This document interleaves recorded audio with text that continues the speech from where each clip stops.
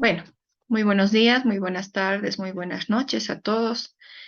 Tengan una cordial bienvenida a una nueva clase teórica de la asignatura de odontopediatría. El día de hoy, el tema que corresponde en base a nuestro cronograma de clases teóricas es el tema de anestesia. Comencemos.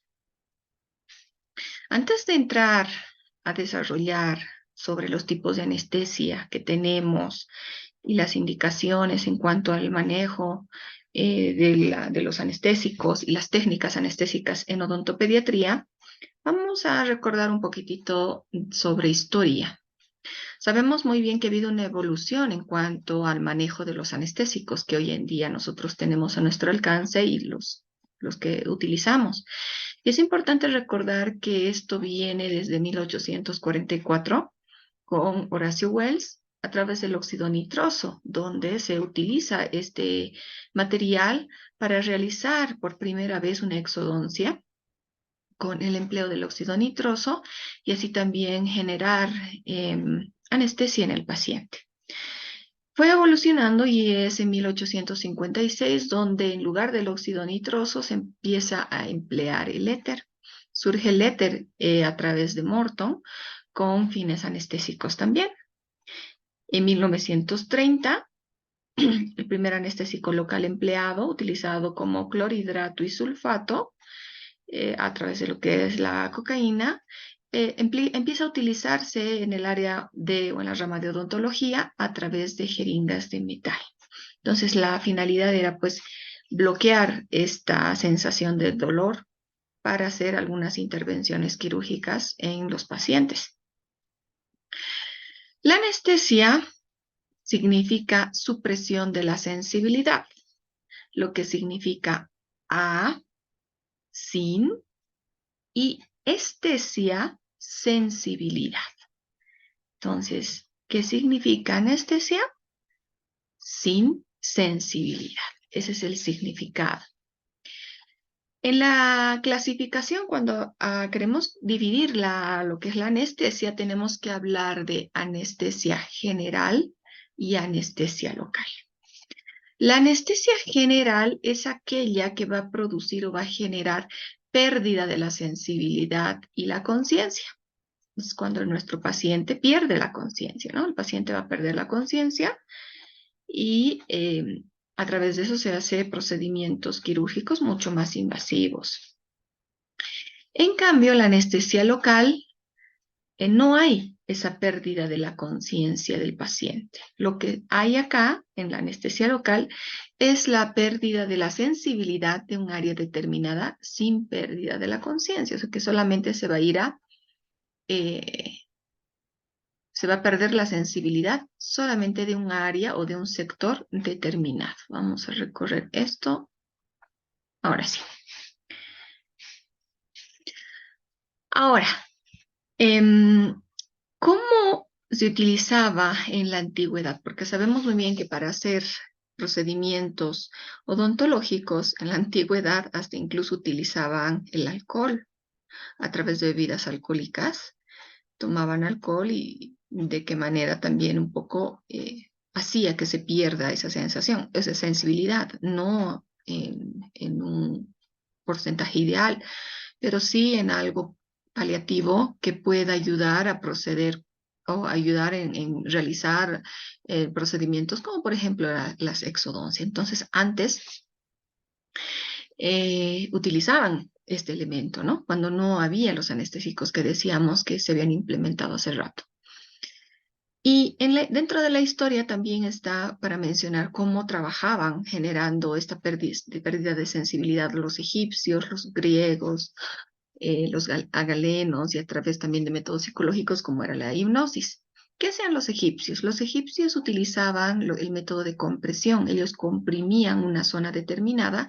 Sabemos bien que al comprimir esa zona se quita o se disminuye la irrigación sanguínea y al disminuir la irrigación sanguínea es un área donde pues obviamente va a ir presentándose una pérdida de sensibilidad. Entonces los egipcios comprimían ciertas zonas.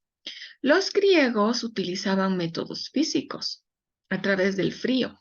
con el frío congelaban, enfriaban sectores donde también se bajaba lo que es el flujo sanguíneo y pues ese sector se adormecía.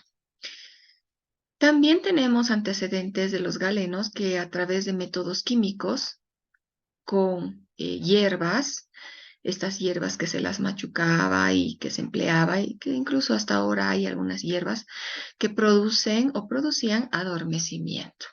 Entonces, a través de métodos químicos generaban ese adormecimiento también en ciertos sectores. Y está el método psicológico, lo que hablábamos hace rato, ¿no? A través de la hipnosis. Con la hipnosis se puede generar un efecto en el paciente donde éste no tenga o presente sensibilidad.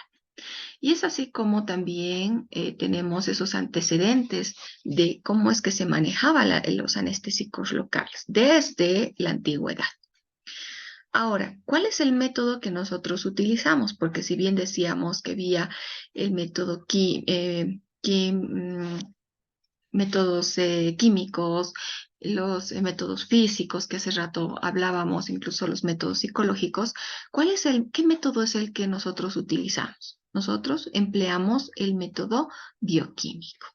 ¿En qué consiste el método bioquímico? Es una combinación de agentes farmacológicos. Esos agentes farmacológicos que se ha podido combinar nos van a disminuir la conducción de impulsos nerviosos. Y es precisamente el anestésico, ¿no? Lo que hoy en día utilizamos.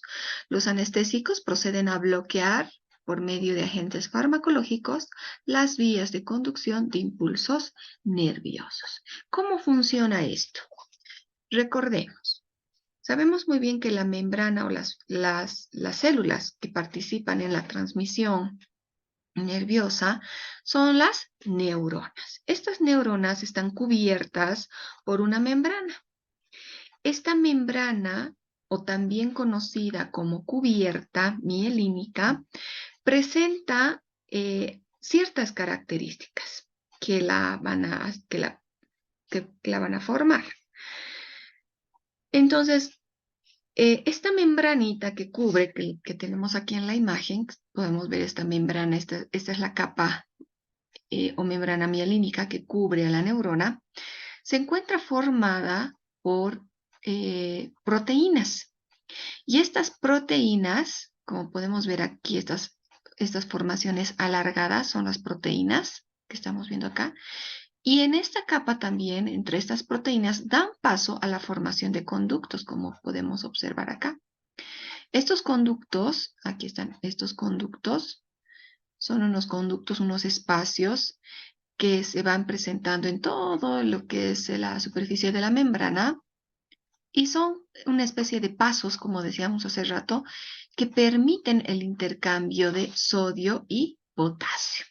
Entonces aquí tenemos iones de sodio y tenemos iones de potasio. Cuando una persona está tranquila, todos estos iones de sodio y potasio que se encuentran separados por la membrana mielínica de la neurona, se encuentran flotando sumamente estables y tranquilos.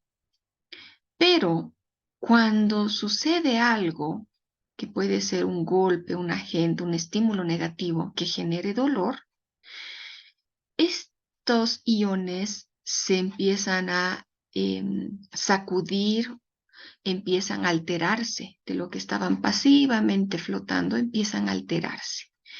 Y al producir esa alteración en su movimiento, lo que hace, como hay estos conductos o estos espacios, al haber ese movimiento, genera un intercambio de los iones.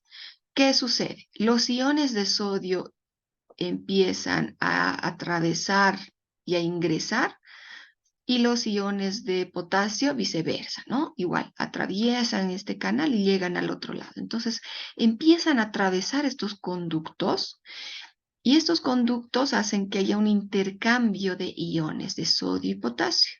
Y al haber ese intercambio de sodio y potasio es lo que se denomina la transmisión dolorosa.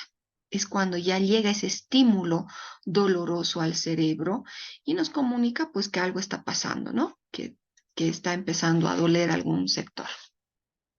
Y es por eso que dice ahí la diapositiva. Cuando hay estímulo negativo, se produce la despolarización electrofisiológica del nervio. Hace rato les decía, esos iones de sodio y potasio estaban flotando tranquilamente, estaban tranquilitos flotando. Pero cuando hay un estímulo negativo, por ejemplo, un golpe, nos hemos golpeado el tobillo con no sé, una piedra o el banco o la silla. Nos golpeamos y eso se denomina estímulo negativo. Y esa transmisión de dolor se va a dar porque se va a producir una despolarización electrofisiológica de los nervios, de la membrana mielínica. Esa membrana mielínica es como si sacudiéramos la fibra y empieza a haber movimiento de los iones de sodio y potasio. Al haber movimiento de estos iones de sodio y potasio, estos iones empiezan a entrar y salir por estos conductos, esos conductos proteicos que se forman en la membrana mielínica, empiezan a entrar y a salir, empieza a haber un intercambio de los iones, ¿sí? Unos entran, otros salen, y ese intercambio es lo que se manifiesta como dolor. Así luego llega la información a nuestro cerebro y nosotros relacionamos como que se está presentando algún dolor. Entonces, ¿qué es lo que hace el anestésico? Esa es la parte fisiológica, ¿no? Cómo funciona la transmisión del dolor. ¿Y qué es lo que hace el anestésico? Entonces, el anestésico lo que hace es ir a bloquear esa permeabilidad.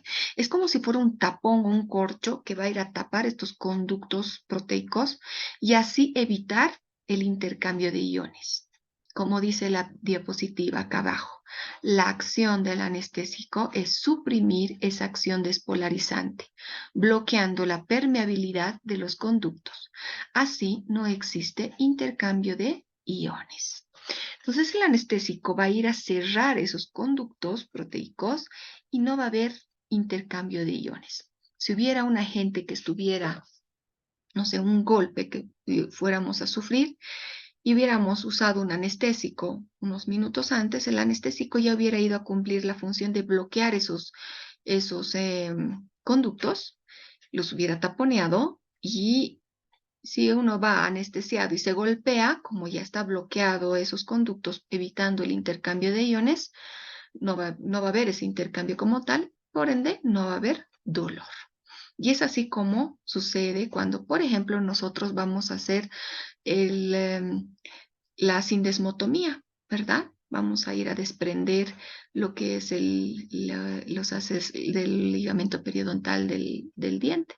Entonces, cuando nosotros hacemos la sindesmotomía, agarramos el sindesmótomo y empezamos a desprender el tejido o la encía, eh, empezamos a desprender, si no utilizáramos anestésico, al paciente le dolería, porque estaríamos generando un estímulo negativo. Estaríamos generando un estímulo negativo. Entonces el paciente va a gritar de dolor, le va a doler. ¿Por qué? Porque las neuronas, las células nerviosas están cubiertas de esa membrana mielínica y la membrana mielínica está formada por proteínas y esas proteínas dan paso a la formación de unos conductos, decíamos, ¿sí? Y esos conductitos, cuando hay un agente que produzca dolor, lo que hace es que se sacude esa fibra nerviosa y los iones empiezan a entrar y salir, empieza a haber cambio, intercambio, ¿no? Los iones de sodio con los iones de potasio. Pero si nosotros, como utilizamos antes el anestésico, bloqueamos, eh, anestesiamos ese diente, luego agarramos el sindesmótomo y empezamos a trabajar, al paciente no le duele. ¿Por qué? Porque el anestésico ha hecho ya su función de ir a taponear esos conductos, bloquear esos conductos, cerrarlos, si quieren llamarlo también así, y con eso ya no hay ese intercambio o esa despolarización, ese intercambio de iones. Es por eso que el paciente no le duele. ¿Sí? Fíjense qué bonito es entender esta parte del mecanismo, cómo es que funciona el anestésico a través de las fibras nerviosas para que no se conduzca para que este impulso nervioso no lleve la sensación del dolor. ¿Ve? Entonces, eso es lo que sucede, es algo muy bonito, cómo es que funciona el anestésico, qué hace en la fibra nerviosa para que nosotros podamos bloquear la sensación del dolor. Ahora, cuando hablamos de anestésicos y específicamente los anestésicos locales, porque vamos a generar nosotros siempre o vamos a trabajar, mejor dicho, siempre con anestesia local, no utilizamos la anestesia general. Es importante también recordar que los anestésicos se dividen en dos grupos. Ustedes esto ya lo han llevado, pero recordemos cuáles son estos dos grupos. Está el grupo éster y está el grupo amida. ¿Se acuerdan? El grupo éster está formado o está representado por la tetracaína, benzocaína, procaína, ¿sí? Que también se la conoce como novocaína. Y este grupo de anestésicos, que son los anestésicos éster, tienen características especiales, como por ejemplo, se metabolizan en el plasma. ¿Sí? Ellos presentan una metabolización en el plasma sanguíneo. ¿Qué quiere decir eso? Que una vez que se han absorbido, en la sangre ya directa empieza a correr el anestésico éster y empieza a metabolizarse, ¿sí? En el plasma de la sangre. Otra característica que tiene los anestésicos del grupo éster, que es de rápida absorción. Tú lo utilizas, lo aplicas y rápido se absorbe, rapidito se absorbe. Y eso justamente está porque su metabolismo es en el plasma, por eso es que de rápida absorción. Es rápido el efecto. Y otra característica que tiene los anestésicos éster, que lo malo es que como tan rápido se absorbe, son de breve duración, son de corta duración. Entonces, los anestésicos del grupo éster se metabolizan en el plasma sanguíneo, se absorben rápido, pero son de duración corta. No duran mucho tiempo. Por eso es que cuando tú trabajas con estos anestésicos tienes poco tiempo de trabajo.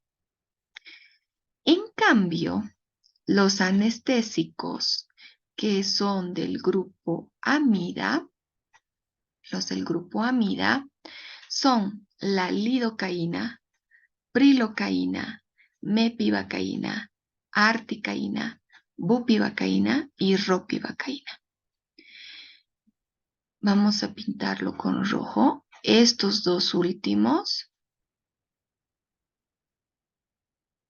bupivacaína y ropivacaína, no se utiliza en niños. No se utiliza en niños, ¿sí? ¿Cuál es el anestésico más seguro y el anestésico ideal para utilizar en niños? La lidocaína. Lidocaína es el anestésico que más indicado está para utilizar en niños, ¿de acuerdo? Y los que no se utilizan son la bupivacaína y ropivacaína. Esto por la metabolización. Ahora, los anestésicos del grupo amida, se metabolizan en el hígado. ¿De acuerdo? Entonces, al hígado llega, todo anestésico del grupo amida llega al hígado primero. El hígado lo fracciona y empieza a distribuirlo. El hígado es el encargado de metabolizar al grupo amida. Su absorción es lenta, son de absorción lenta. Por eso es que cuando tú pones un anestésico del grupo amida, tienes que esperar un ratito para que haga efecto, ¿verdad? Esperas unos 5 a 7 minutos, incluso 10 minutitos, a veces esperamos hasta que haga un buen efecto. ¿De acuerdo? En cambio, los de grupo éster es al rato, a los segundos, es el efecto. Y ahorita les voy a dar un ejemplo para que ustedes se puedan ir acordando bien cuál es el grupo éster y cuál es el grupo amida. ¿Qué más del grupo amida? Que son de mayor duración. El efecto de los anestésicos del grupo amida puede durar de 2 a 4 horas. De 2 a 4 horas. La lidocaína generalmente tiene un efecto de 2 horas, la prilocaína también. La articaína dura 4 horas, ¿sí? Podemos tener un efecto de 4 horas con la articaína. Eso también va a ir en base a su concentración, ¿no? El porcentaje. Pero el grupo amida es de mayor duración. En cambio, el grupo éster es de menor duración. Ahora les decía, ¿cuál es el ejemplo? Un ejemplo clásico en anestésicos del grupo de los éster es la benzocaína. Esta benzocaína es frecuente verla en los anestésicos tópicos. ¿Ustedes se acuerdan de sus anestésicos tópicos? Esos pomos que tienen, que vienen en presentación de gel. ¿Qué es lo que hacen ustedes? Agarran un cotonete, sacan una pequeña porción y lo aplican en tejido blando. ¿Para qué? Para ayudar a aliviar un poco la sensación al momento de hacer la punción, ¿verdad? Esa es la finalidad de este anestésico tópico. Y el anestésico que viene justamente es benzocaína. ¿Por qué vendrá la benzocaína? Porque cuando tú utilizas un anestésico tópico, necesitas pues que el efecto sea rápido. ¿Sí? Entonces tiene que ser rápido. Entonces, hace rato les decía, tiene sus características este grupo éster, que se metaboliza en el plasma, que es de rápida absorción, pero lo malo es que son de breve duración. Entonces, como es de rápida absorción, ese ratito hace efecto la benzocaína. Tú aplicas en mucosa y ese ratito se adormece esa área. Por eso es que ese momento tú tienes que hacer la punción, no tienes que esperar mucho, ¿sí? ¿Por qué también? Porque es de corta o de breve duración, no dura mucho rato el efecto. Esas características tiene el grupo éster, específicamente con la benzocaína, cuando utilices el anestésico tópico. ¿De acuerdo? Bien, entonces a tomar en cuenta cuando vayan a trabajar con los anestésicos del grupo éster y los del grupo amida. Cada uno tiene em, sus indicaciones y también sus características, ¿no? Cada uno tiene sus características, eso hay que tomarlo en cuenta. Bien, componentes químicos del anestésico. El anestésico, ¿cómo está compuesto? Con el anestésico propiamente dicho. Puede ser lidocaína, silocaína, procaína y sus diferentes concentraciones. Puede venir al 2%, al 3%, 4%. También cuenta con un vasoconstrictor, que es la epinefrina, y puede tener los vehículos, que es el agua bio o tridestilada, tiene que tener los conservantes, antioxidantes, proteínas, electrolitos, que mantengan y le den un tiempo de estabilidad a este elemento que nosotros utilizamos mucho. Y siempre hay que fijarse también la fecha de fabricación, ¿no? El tiempo de vida de uso que tenga. Ahora, sobre técnicas de administración de anestésicos locales. Anestesia local en niños, específicamente al momento de trabajar con niños, hay ciertas características que nosotros tenemos que tomar en cuenta. No es lo mismo anestesiar a un adulto que a un niño. Ya es un hecho de por sí, ya es uno de los procedimientos que genera estrés, ansiedad, nerviosismo, angustia en todos nuestros pacientes. ¿O a quién le gusta que le anestesie? Yo creo que a nadie, ¿verdad? Entonces, el paso de anestesiar al paciente siempre genera grado de estrés, ansiedad, molestia, inquietud. Y también hay que tomar en cuenta que en los niños va a ser igual o mayor. Es por eso que cuando nosotros realizamos el procedimiento de la técnica de anestésica, hay que hacerlo con calma, paciencia y con un tiempo determinado. O sea, hay que dedicarle tiempo a este procedimiento. En adulto es abra, cierre, listo. En cambio, en el niño tú tienes que hacer incluso un manejo conductual previo, en el proceso y después. ¿Sí? ¿Para qué? Para que tu paciente pueda colaborarte sin ningún problema. Y la anestesia es fundamental, es clave para que puedas tú realizar tus tratamientos, porque si no aplicas anestesia, el paciente no te va a poder colaborar. Y hay tratamientos que es indispensable, como tratamientos pulpares, restauraciones, que a veces las restauraciones son profundas y tenemos que anestesiar para no generarle dolor al paciente, las técnicas para hacer exodoncias. Entonces sí o sí tienes que anestesiar ahí al paciente. Y es por eso que si tú no haces bien tu anestesia, no le dedicas el tiempo, más adelante no esperes poder realizar tranquilo o tranquila y de manera adecuada tu tratamiento. Por eso es clave que tú pongas anestesia al niño y que hagas una buena técnica, que utilices buenos procedimientos, que también de la mano hagas un manejo conductual, ¿no? El manejo psicológico de los pequeños. Tenemos recomendaciones para anestesiar a los niños, como por ejemplo, nunca usar agujas largas. Nosotros en odontopediatría no utilizamos agujas largas. Ojo, para los adultos seguramente que sí, ustedes ya las han debido usar, pero con niños no. ¿Por qué? Por las dimensiones anatómicas. No es lo mismo el espesor del músculo y las dimensiones de los huesos de un niño a la de un adulto. Por eso es que no podemos utilizar nosotros agujas largas. En el niño todas las estructuras son más pequeñas, más delgadas, y una aguja larga puede ser un factor de riesgo para que estemos atravesando, perforando eh, estructuras que no debería sufrir ningún riesgo alguno, ¿no? Después, nunca pasar la aguja por encima de la cara del niño. Sabemos bien que nuestra jeringa carpuller a veces la manipulamos sobre el paciente y no debe ser así. Siempre el acceso tiene que ser de manera natural, lateral y nunca sobre la cara o el pequeño que nosotros estemos atendiendo, porque no sabemos qué reacción, uno, puede tomar una reacción el niño que se asuste y que haga movimientos bruscos, y dos, es también un factor de riesgo a que se pueda ir produciendo accidentes, ¿no? Otra recomendación es no hay que mentirle. A veces van y le hacen cerrar los ojos, le tapan con toallas, le hacen abrir la boca y no le avisan que van a hacer la punción.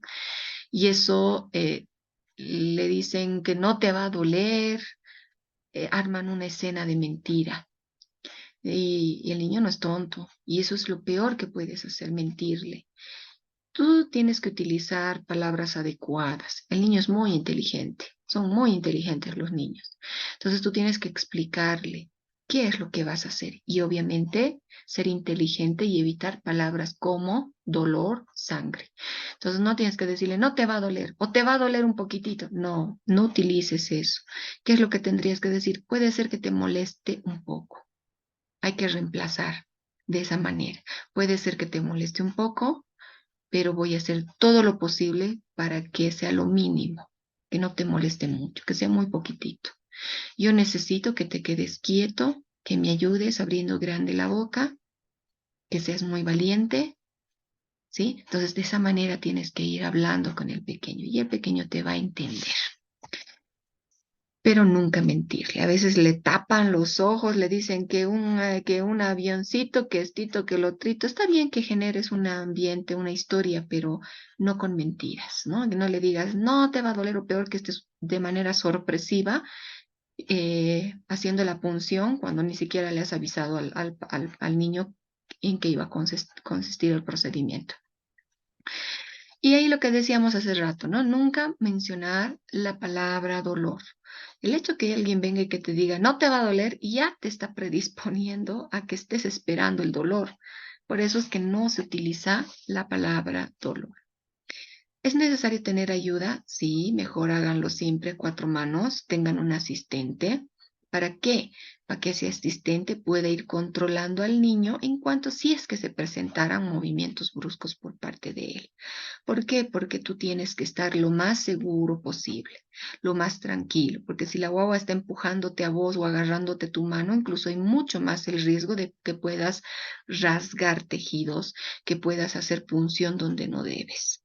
Por eso siempre es mejor anestesiar a cuatro manos, por seguridad del niño. Y no vengan, no vayan a hacerse de que soy capo, yo que soy capísima y que yo sola puedo anestesiarle. Es mejor siempre pensar en el bienestar del niño, ¿sí? Distraerlo al momento de la punción. ¿De qué manera puedes distraer? Obviamente no hay que mezclar o confundir con, no, con mentir. Distraer no significa mentir.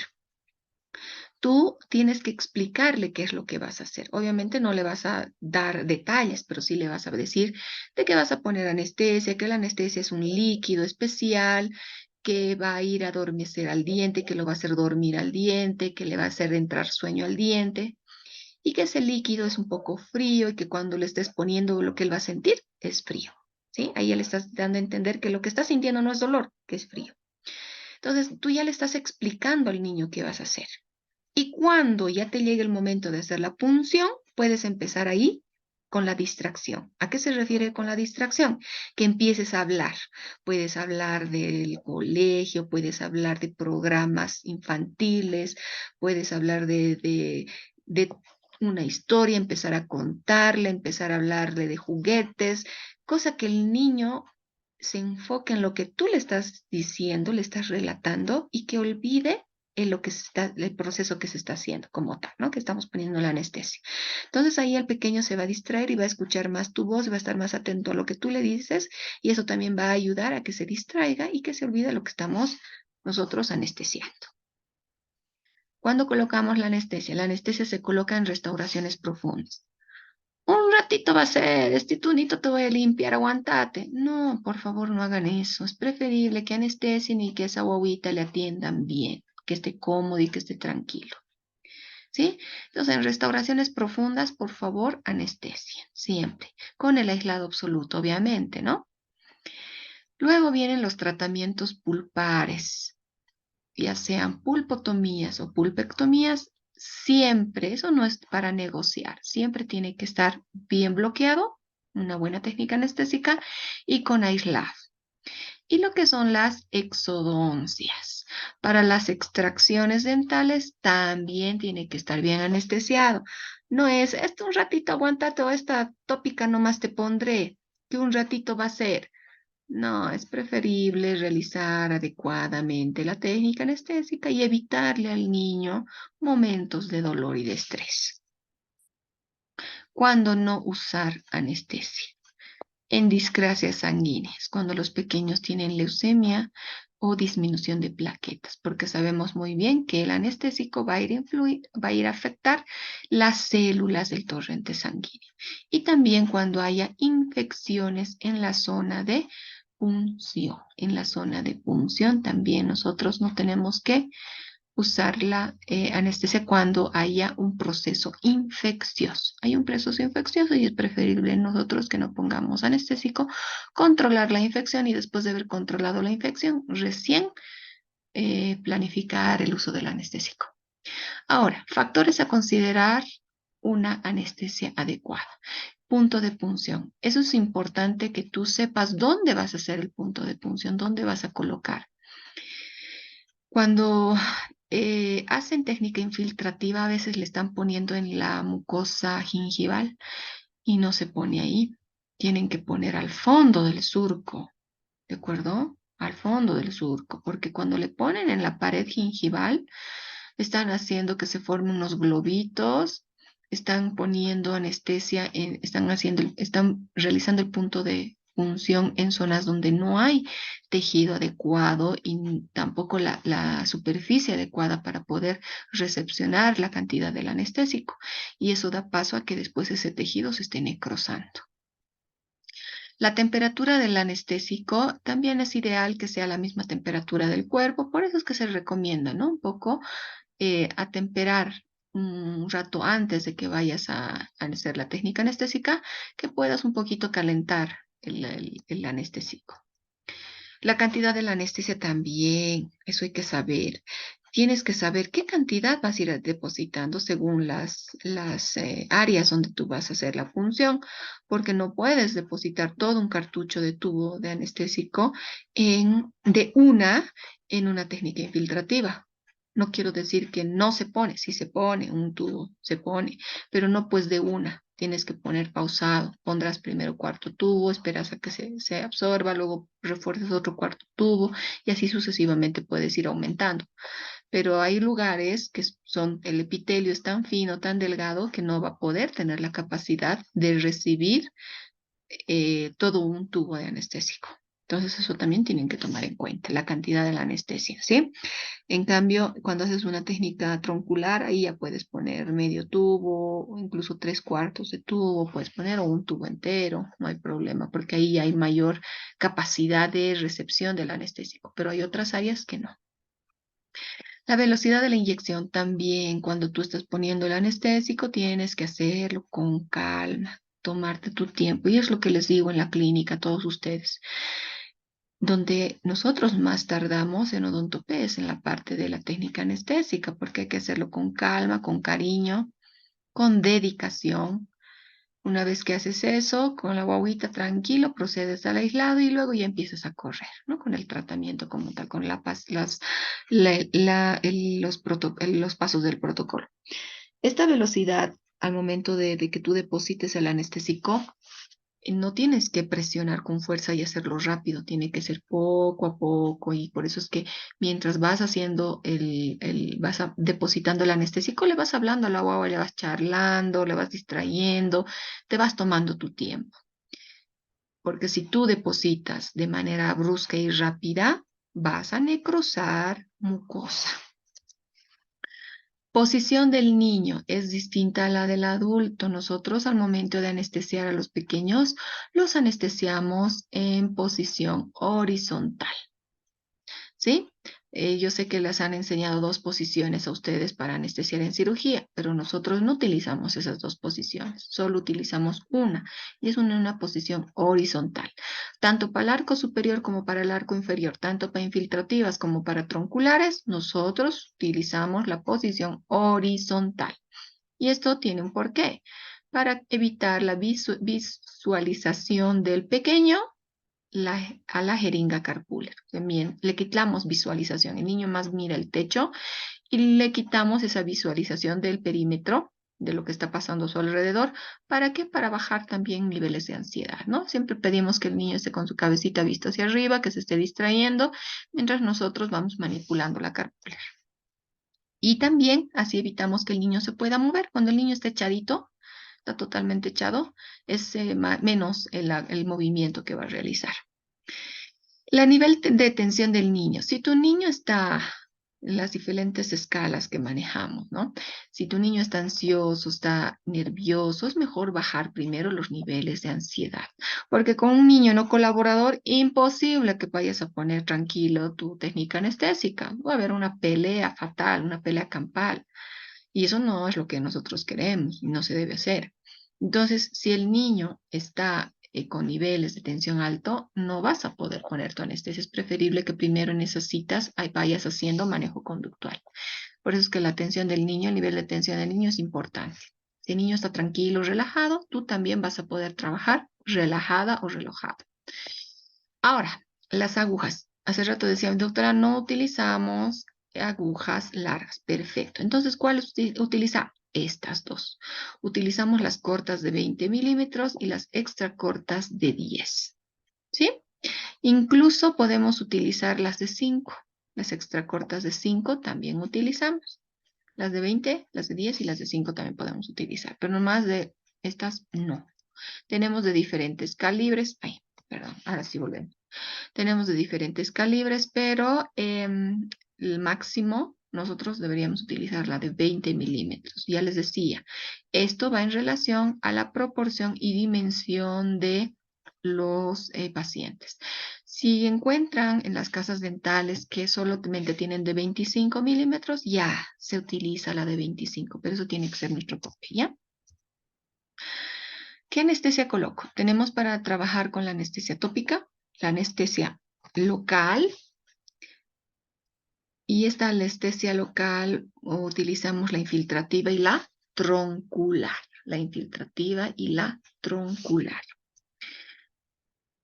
Ahora, los anestésicos más utilizados en odontopediatría, que les decía, ¿no? En primer lugar, siempre va a estar nuestra lidocaína. La lidocaína es el anestésico más seguro para utilizar con niños. Tenemos esta tabla que lo van a encontrar también en el libro de Escobar. Ahí está esta tablita.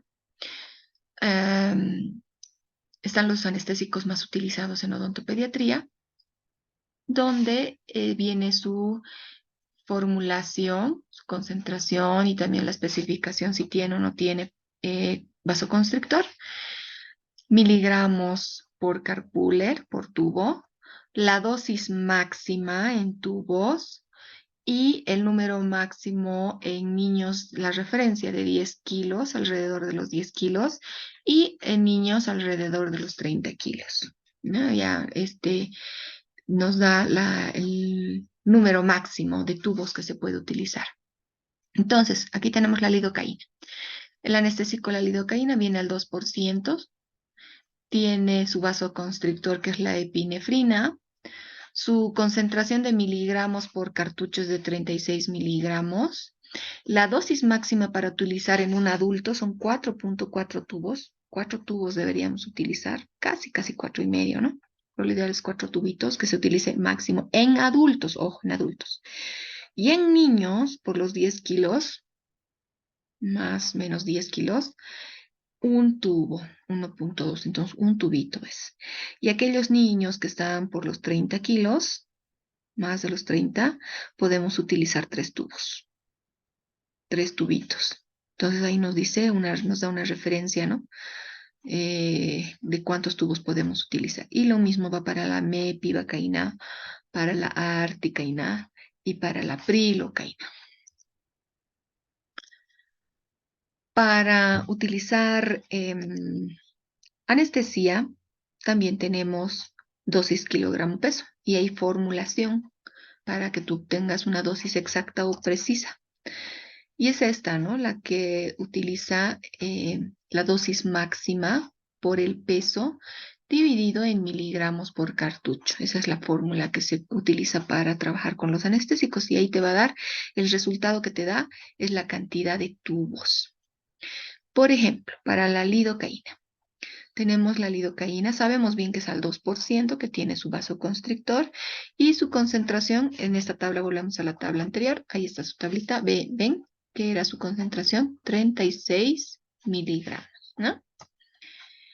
Y aquí está. Entonces, ¿qué tenemos que saber? Su dosis máxima. Vámonos a la tabla. Dosis máxima de la lidocaína es 4.4. Entonces, tengo que saber su dosis máxima. Voy a poner 4.4. ¿Qué más tengo que hacer? Multiplicar por el peso del niño. Agarro a mi niño, le hago pesar y este niño tiene un peso de 17 kilos. Coloco el peso. 17 kilos. Y procedo a dividir entre los miligramos por cartucho. Voy a mi tabla y aquí están los miligramos por carpule o por cartucho, que es 36. Entonces, coloco 36. Multiplico 4.4 por 17 dividido entre 36. El resultado va a ser 2.7. Miligramos con miligramos se van. Kilogramos con kilogramos se va. Entonces, ¿qué voy a obtener? Tubos. 2.07 tubos. 2 tubitos máximo podría darle yo a este pequeño de 17 kilos. con un peso de 17 kilos. Entonces, eso es una fórmula para poder trabajar de manera segura y poder saber qué cantidad de tubos máximo puedo aplicar en un niño. Obviamente esa dosis es dosis máxima, ¿no? No te podrías pasar ya de eso. Hay esta otra tabla también, que igual lo van a encontrar en el libro de odontopediatría de Escobar. Esta nos menciona la mepivacaína, lidocaína y la silocaína, sus concentraciones, y ya directamente nos da una cantidad de dosis de máxima de tubos, cuántos tubos se puede eh, administrar. 5.5 tubos para la mepivacaína, la lidocaína, y la silocaína 8.3 tubos. Y ahí es donde utiliza eso, lo voy a utilizar para la regla de Clark. Esta tablita la utilizan para la regla de Clark. ¿En qué dice, en qué trata la regla de Clark? Que tienes que multiplicar el peso del niño por la dosis máxima del adulto y dividirlo entre 70. Sabemos bien que la, el dato de 70 es una referencia ya estandarizada a través de procedimientos matemáticos que ha hecho Guedes y sus colaboradores. Es un procedimiento matemático donde ya se ha quedado estandarizado ese valor, ¿no? Esta es así la tabla donde ellos han generado. ¿Qué es lo que haces? Entonces te dice, tienes que multiplicar el peso del niño por la dosis máxima del adulto. Y aquí estamos poniendo un ejemplo, por ejemplo, con silocaína. El niño tiene un peso de 27 kilos, pones 27 kilos y multiplicas por la dosis máxima del adulto. Esta es la tabla donde está la dosis máxima del adulto y es 8.3 tubos. Por eso es que dice ahí 8.3 tubos. Lo multiplicas, lo divides y el resultado va a ser 2.96. Lo dividimos en la constante, ¿no? Este valor estandarizado que es 70. Y el resultado va a ser 2.96. Entonces, a este niño de 27 kilos, casi 3 tubitos podrías administrarle como dosis máxima. Máximo, no podrías pasarte de 3 tubos con esta bobita. Ahora, la anestesia tópica es importante en todo procedimiento. Es como un placebo, y no solamente para niños, sino para adultos. Disminuye las molestias al momento de realizar la punción. Es importante que ustedes sepan cuánto de profundidad alcanza el anestésico tópico cuando lo utilizas, y no es más de 3 milímetros, 2 o 3 milímetros nomás de tejido. Entonces, no es mucho lo que va a ir a adormecer o a bloquear. Simplemente va a ser un poco de la superficie del tejido cuando utilizamos. Por eso es que ese ratito tienes que emplearlo y saber cómo utilizarlo. Decíamos que es como un elemento placebo. Viene en diferentes presentaciones. Puede venir en líquido, como en Sprite. Puede venir en pomada, puede venir en gel. Y el anestésico que más comercial y que más viene en las presentaciones, en las distintas presentaciones, es la benzocaína al 20%. ¿La benzocaína qué era? Del grupo esterodeamida. Pregunta. Y el otro es la lidocaína al 10%, que generalmente viene en Sprite en esa presentación. Y les pregunto, ¿la lidocaína es ester o es amida? ¿Cuáles eran las características del grupo éster? ¿Cuáles eran las características del grupo amida? Bien. Anestesia infiltrativa.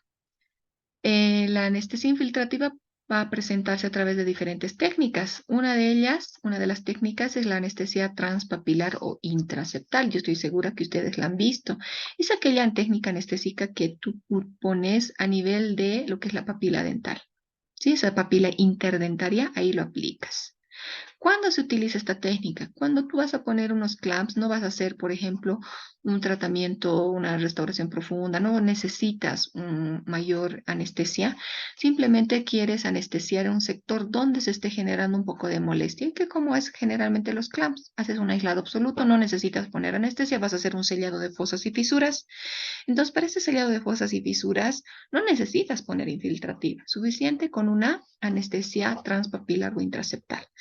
Pones donde el clamp un poquito va a generar presión y esa presión a veces la lastima al paciente. Entonces, suficiente esta técnica para paliar las molestias que pudiera presentar. Ahora, tenemos otra técnica, que es la anestesia submucosa profunda, que es obviamente una técnica infiltrativa, pero su nombre es la técnica anestesia submucosa profunda, como estamos viendo ahí en la imagen. Esta se aplica en el fondo del surco vestibular, al fondo del surco vestibular, siempre con el bisel en dirección al hueso, tocamos tablaos y retiramos 1 milímetro y procedemos a depositar. ¿Qué cantidad se deposita en esta técnica? Tienes que hacer de cuarto en cuarto tubo. Cuarto tubo, esperas que se absorba. Otra vez, cuarto tubo, esperas que se absorba. ¿En cuánto tiempo generalmente se absorbe? Más o menos es unos 5 minutos. Entonces vas reforzando cada 5 minutos o vas aumentando cada 5 minutos. Les decía, no es bueno que deposites un cartucho entero de una, porque en esta área el tejido no tiene la capacidad para recibir, alojar, recepcionar todo un cartucho entero, que es 1.8 de ml. No va a tener. Y cuando nosotros depositamos mucho anestésico, estamos sobrepasando la capacidad de la mucosa, eso después va a generar que esta mucosa se necrose y ya luego el paciente viene con unas ulceraciones. Ojo, ¿sí? Entonces, por eso que tienes que ir depositando cuarto tubo. De cuarto en cuarto puedes ir reforzando. Y está la otra, también que entra dentro de las anestesias infiltrativas, que es la anestesia en bóveda palatina. Esta técnica anestésica sí requiere fuerza, les ha debido tocar que poner anestesia infiltrativa en el paladar a veces no es fácil, tenemos que presionar con bastante fuerza. Y eso se debe a que es el tipo de tejido que se presenta, ya que en varias zonas del paladar no hay tejido conjuntivo laxo y el tejido conjuntivo laxo es precisamente ese lugar más suave donde ingresa al fondo la aguja y se puede depositar con más tranquilidad y facilidad el anestésico, pero la mayor parte del paladar no tiene tejido laxo. Eh, y eso hace que la segunda capa de la mucosa, la submucosa, se adhiera fuertemente con fibras, fuertemente se agarre y se adhiera al hueso. Por eso que cuando nosotros tenemos que depositar la anestesia es duro en este sector. Esas son las características, ¿no? Ahora, hay ciertas áreas que tiene tejido laxo, como por ejemplo a la altura de los molares. Cuando ustedes anestesien por los molares, siempre van a sentir que es un poco más fácil que vaya depositándose el anestésico, a diferencia del sector anterior del paladar, que es más fuerte la adhesión de la submucosa al periósteo. Por eso es que nos cuesta más el depositar la anestesia en ese sector. Y luego está la anestesia troncular. La anestesia troncular está representada por la anestesia al nervio dentario inferior, o también conocida como la técnica de Spick. Y en esta tenemos referencias anatómicas a tomar en cuenta, que es la línea oblicua interna, línea oblicua externa, trígono retromolar, ligamento pterigomaxilar, borde anterior de la rama y massétero. Y la diferencia con la técnica anestésica con el adulto, porque en el adulto es 1 centímetro por encima del plano oclusal, nosotros para los niños lo hacemos por debajo o al ras del plano oclusal. Y esto está debido a la posición que tiene la rama mandibular en los niños. La rama mandibular de la mandíbula en los niños se presenta más echadita hacia atrás, tiene un ángulo más abierto, ¿sí? En cambio del adulto, la rama mandibular es más sentada, más inclinada. En cambio, es como si tuviera un ángulo de 90 grados, formando un ángulo de 90 grados. En cambio, en los niños no, en los niños presenta un ángulo de 120 grados. La rama mandibular está más inclinada hacia atrás. Y al presentarse la rama mandibular inclinada hacia atrás, eso hace que el agujero se vaya un poquito más hacia abajo. Por eso es que nosotros tenemos que poner la carpuler al ras del plano oclusal. No es como del adulto. Introducir hasta tocar hueso, luego retirar de 1 a 2 milímetros y proceder con el depósito del anestésico. Las dos técnicas que tenemos acá en lo que es la técnica SPEAK. Está la técnica directa y la técnica indirecta. La técnica directa, como estamos viendo acá en la imagen, es cuando tú directo vas en una posición directa a anestesiar al nervio dentario inferior. Anestesias, nervio dentario, nervio lingual y nervio bucal en ese orden. Y en la técnica indirecta es cuando utilizas dos tiempos. En el primer tiempo, en una posición, tu carpúler va a estar paralela a lo que es la rama ascendente y vas a anestesiar al nervio bucal y al nervio lingual.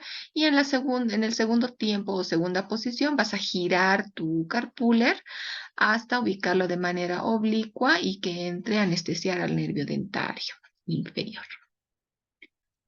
¿Qué complicaciones nosotros podemos tener al momento de utilizar la anestesia? Cuando nosotros anestesiamos a los pequeños, siempre es importante recomendar al mismo niño y al papá y a la mamá que después de la anestesia, después de haber hecho el procedimiento, el tratamiento odontológico, perdón, hay una supervisión constante con el pequeño hasta que se pase el efecto de la anestesia. Porque como el niño está anestesiado, se toca el labio y no siente, se puede pellizcar, se puede morder y no se siente. Entonces, como es niño, empieza en búsqueda de esa sensación de sentirse otra vez normal, como para él no está asimilando bien el efecto de la anestesia, empieza a pellizcar, a morderse, a chuparse y se puede producir lo que estamos viendo en esta imagen, que es la úlcera traumática, se empieza a morder. ¿Ya? Luego están los hematomas, cuando nosotros hacemos punciones en áreas blandas. Les decía hace rato, tienes que chocar hueso y chocando ese hueso retiras 1 o 2 milímetros y empiezas a depositar. ¿Por qué? Ahí tienes la seguridad de que no estás con vasos sanguíneos. Pero en cambio, si tú metes o introduces la aguja, haces la punción y solo está tejido blando y no tocas hueso, hay más probabilidad de que te topes con un vaso sanguíneo. Y si depositas ahí tu anestésico en el vaso sanguíneo, vas a producir hematomas. Luego está la isquemia, cuando se te pasa la mano y depositas mucho y a gran velocidad, vas a generar isquemias también en el tejido.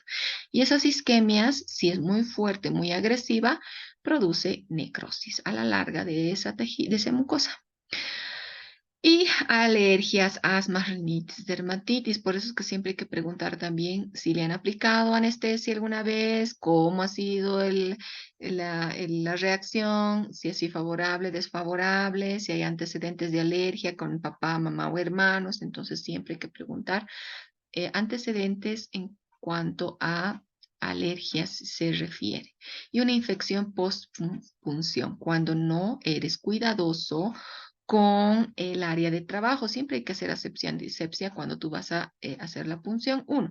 Y 2, cuidar también que tu aguja esté en buen estado, que esté limpia, que sea estéril, que sea nueva, que no estés reutilizando y que no se haya contaminado en el proceso del que tú vayas trabajando, ¿no? Y que estés utilizando las agujas. Si tienes que recambiar, reutilizar, cambiar una aguja, desechar e ir cambiando, hazlo, por favor, porque ahí está en juego, tu prestigio está en juego, la salud de tu paciente y siempre hay que trabajar de manera responsable y respetando normas de bioseguridad. Y la fractura de la aguja. Cuando tú utilices tu jeringa carpuler, antes de hacer la punción, verifica que todo esté bien, está en buen estado. Presiona, hace fluir el anestésico, hace salir el anestésico un poco, verifica que esté saliendo bien, mira bien tu aguja, que esté en buen estado, que no esté eh, eh, seca o en la base del plástico para que se esté rompiendo después la aguja. Entonces siempre revisa el material también cuando tú lo compres, de dónde estás comprando, qué procedencia tiene, porque eso también juega un papel importante para que tú brindes seguridad al paciente que vas a ir a atender. Y bueno, me despido con esto. Espero que les haya gustado la clase teórica. Es un tema muy bonito y este refrán es muy importante y muy cierto. El éxito es simplemente de la aplicación diaria de la disciplina. La disciplina es fundamental en nuestras vidas. Si tú eres disciplinado, vas a ser exitoso. Que les vaya muy bien. Bendiciones. Hasta una nueva oportunidad. Gracias por su atención. Hasta pronto.